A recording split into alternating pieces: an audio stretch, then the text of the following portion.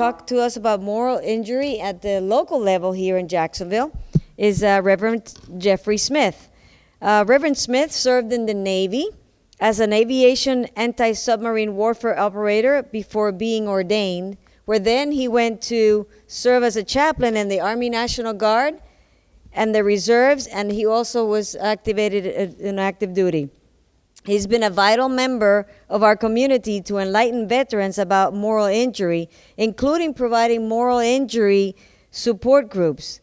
These support groups use a 12-step program developed in the Bright Divinity School in Fort Worth, Texas. Please welcome Reverend Smith. Good morning.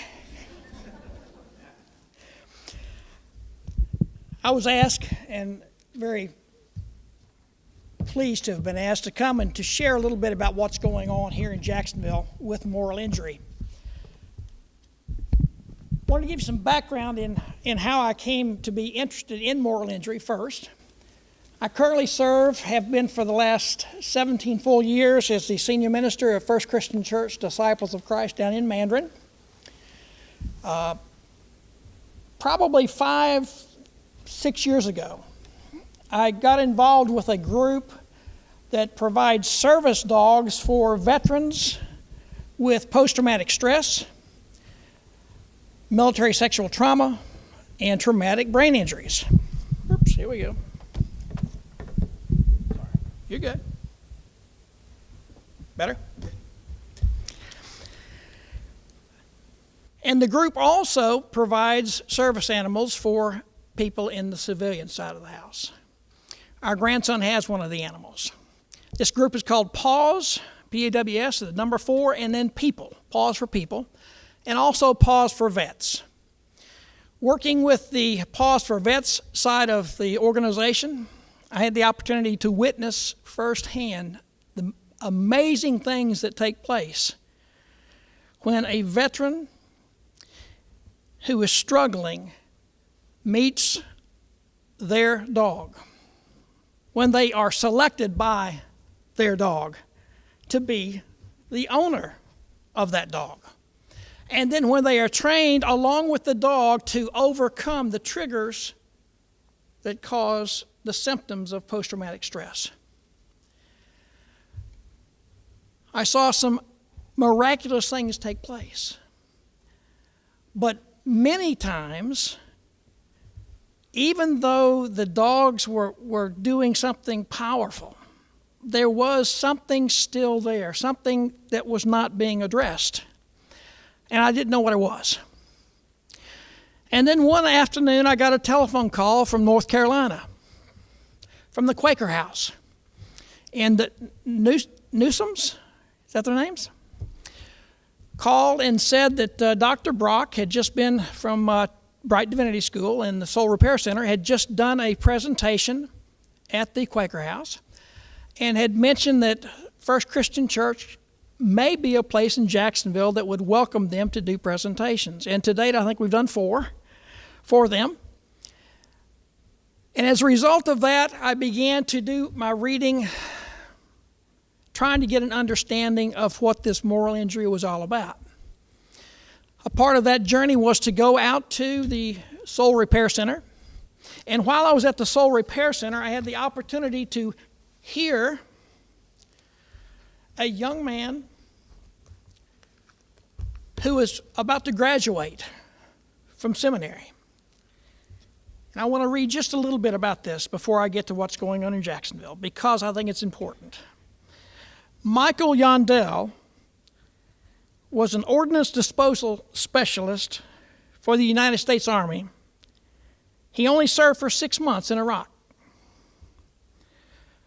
He spoke at a number of these conferences, and at the one that I attended in October of 2014, he said these words: "For me, moral injury names the disillusionment, the erosion of my perception of my place in the world. It is the removal of my spiritual and emotional foundations. It is having been a part of something like war, which is so much bigger than me. but feeling personally responsible for the consequences of it. Long after I have distanced myself from war, it is a feeling of intense betrayal. The betrayer and the betrayed are the same person, my very self. When I heard these words from Michael, I began to realize that something powerful is going on with this whole moral injury issue. And it is something that we as a society need to take very seriously. We know that we are losing 22 veterans a day to suicide. Some of them are victims of post-traumatic stress, some of moral injury, some of both, some of military sexual trauma, some who are so injured, traumatic brain injuries and other injuries, that they are never able to overcome that and come back. Michael Yandell said, when you go to war, in the midst of war, your soul leaves you. And sometimes it doesn't come back. We folks, you in the therapeutic community, the nursing community, the military, we have a responsibility to not just stop by coming to a seminar, but by looking around and saying, what can we do? We started doing some of that through the Veterans for Peace. That group was at all of our meetings as we tried to piece things together, to put a group together. We didn't know even where to begin. And I think that's part of our problem, is it is such a new concept. We started with the 12-step program that they had developed. Actually, they didn't develop it. They borrowed it from AA and Al-Anon and other 12-step programs, and they massaged it for moral injury groups out in Texas.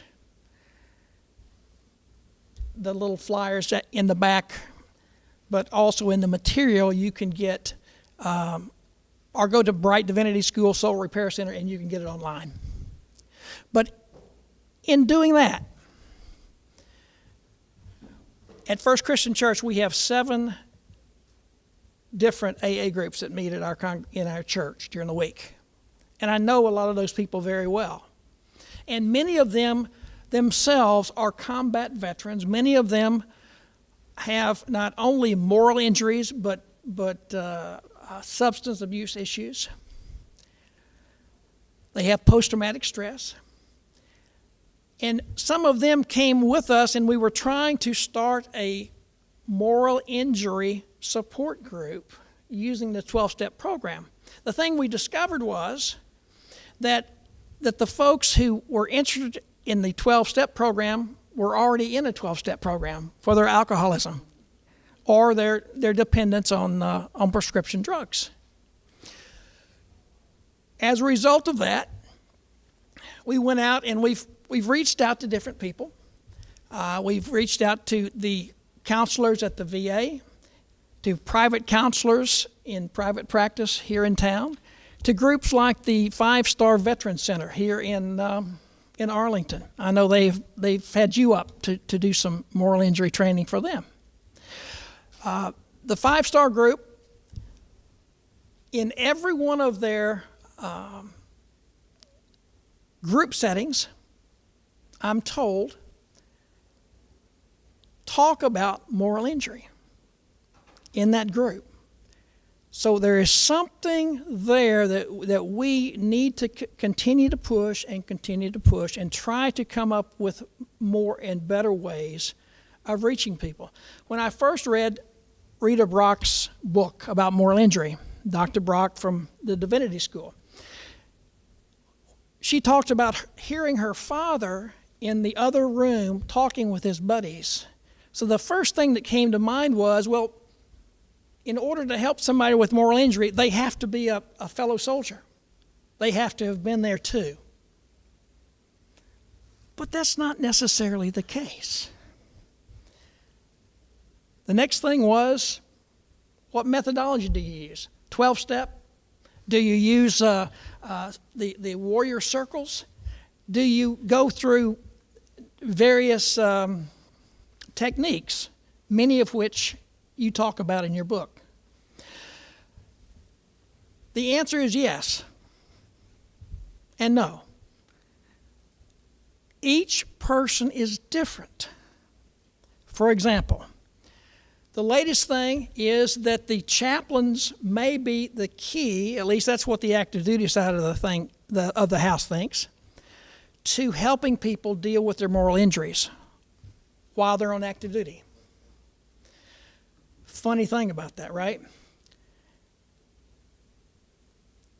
Many of the people that I've encountered, however, because of their post-traumatic stress and or their moral injury, because of their experiences, they have turned their backs on their faith,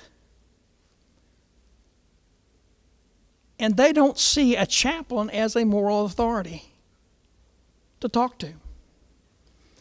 Others do just the opposite. They become hyper-religious, and all they want to do is pray it away. If you're working with people who possibly have moral injury, you need to be aware of all of those possibilities. Stay flexible. There is no one thing. It's not a cookie-cutter approach. It is a matter of learning how to listen and to allow the people to develop a trust. Over a long period of time, it doesn't happen overnight. Many times in the military, the only person that you can talk to where you are certain that they will not tell anybody is a chaplain. Legally, we can't do it. It's the confessional thing. One of the things that I think research needs to be done on, and maybe some of you for your PhD need to do this, look at the difference between the Roman Catholics and the Protestants. Roman Catholics are used to going to confession. Okay? Protestants aren't. How do they do with moral injury? With the ability to share from the soul those injuries that have taken place. What are we doing here in town now? Nothing. Not a thing. With the exception of folks like Veterans for Peace. You folks have a violence, what's the alternative to violence program that is currently active. And I would encourage all of you to talk with these people from Veterans for Peace. The Quaker House up in North Carolina, the Friends Fellowship here in town, they are very committed to working with veterans. More importantly, to listen to veterans. We all need someone. Chaplain, you found them. You found who you needed. We all need someone who we can go to. If only a small percent of Americans ever wear a uniform, the rest of us cannot leave them stranded. We have a moral obligation to deal with their moral injury. It's a new field. Is it exciting? It's kind of like trying to learn to play the guitar. All right? You try this and it doesn't work. You try this and it doesn't work. And then your instructor says, your guitar teacher says to you, well, then don't do it that way. Do it the best way that you can do it. We have a moral responsibility, and I hope that from what you heard today and from the research that you'll do, that you will be a part of the solution to providing access to people in this city, because there are a lot of people sitting in their rooms with the lights turned out, playing on the computer. They don't come out unless somebody finds them. That's all I got to say.